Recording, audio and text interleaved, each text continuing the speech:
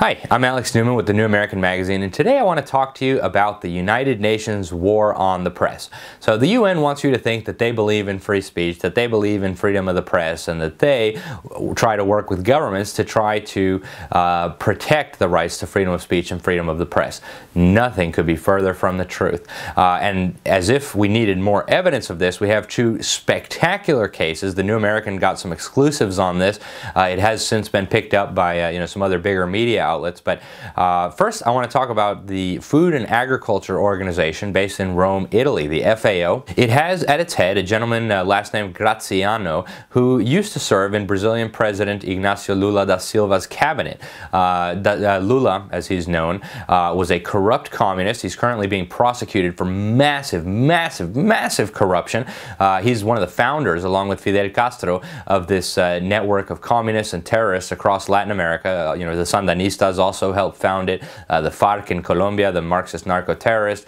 And so Graziano was deeply involved with this network, and then he went over to the Food and Agriculture Organization at the UN, where he had diplomatic immunity. So a whole bunch of his buddies in Brazil are being prosecuted, including Lula, his former boss, on all kinds of very serious charges. And what Graziano has done, in addition to lots of favors for his buddies in the Foro de Sao Paulo network in Latin America, is go to war with the press, who's been exposing some of this. So there's one little newspaper in Italy in English, the Italian Insider, has done a phenomenal job of reporting on the corruption, the crime, the disgusting abuse of power and taxpayer resources taking place at the FAO under Graziano. To give you just one example, the wife of the former Peruvian president, both members of this Latin American communist network, was being prosecuted in Peru for her role in funneling taxpayer money from Brazil to her husband's corrupt political campaign. They're trying to take over Latin America and, according to their own documents, restore in Latin America what was lost in Eastern Europe.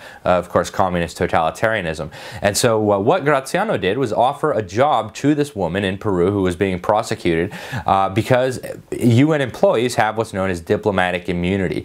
And while it should not work like this, it often does in practice. And so she's being shielded from prosecution. At least that was the idea, shielding her from prosecution by giving her diplomatic immunity and a high-powered job over in Geneva. So this is the kind of corruption that this little newspaper in Italy was exposing. And so Graziano and the FAO responded by filing criminal charges, criminal defamation charges against this newspaper for the honest and accurate reporting of the Italian Insider. So now the editor, John Phillips, is being prosecuted with criminal charges that could, in theory, carry jail time. They probably won't end up in jail, but they could, in theory. And get this, under these Italian laws from the fascist era, these arcane laws that are being abused here by the UN, truth is not even necessarily a defense in this case. So all of the reporting could have been accurate, and he could still end up with criminal charges, a criminal record, and the newspaper may end up being forced to shut down with the incredible costs being thrown at them. Of course, the UN has taxpayer resources, right? We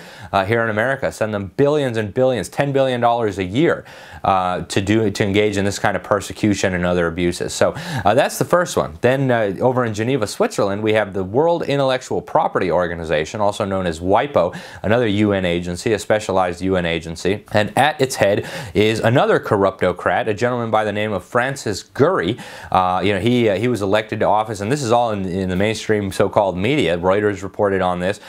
He traded a deal with the dictatorship in North Korea and the dictatorship in Iran. Hey, you guys vote for me to be the Director General of WIPO, and I'll send you guys goodies, right? Sensitive American technology, dual-use equipment, and things with potential military applications in violation of U.S. law, in violation of UN sanctions. So incredible corruption here, incredible corruption.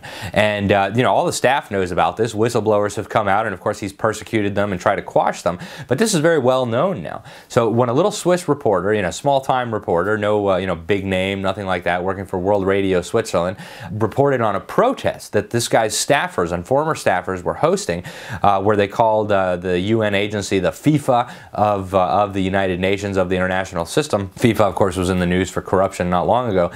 This Francis Gurry used WIPO resources and a WIPO attorney to file criminal defamation charges against this reporter. Now, mind you, the UN actually says it doesn't believe in criminal charges for defamation. So even if you did defame someone, especially a public figure, the UN says that should never be a crime, right? at the worst, you might have civil penalties. But what the UN's agency's leaders are doing here is literally trying to silence and persecute the press for doing their jobs, for honestly and truthfully reporting on the facts. This is an absolute disgrace. This is disgusting. The American taxpayer is subsidizing this, and we have no business doing that. So it's just more evidence that the UN is out of control, that the swamp over in Geneva and over in Rome and over in New York City, all of these swamps need to be drained. Enough is enough. This has been going on for generations, and it's time for the abuse and the hypocrisy and the corruption to stop. So make use of these two stories. Call your member of Congress and make it known that you do not approve of having your tax dollars subsidize the persecution of the free press. I'm Alex Newman with The New American. Thanks again for watching.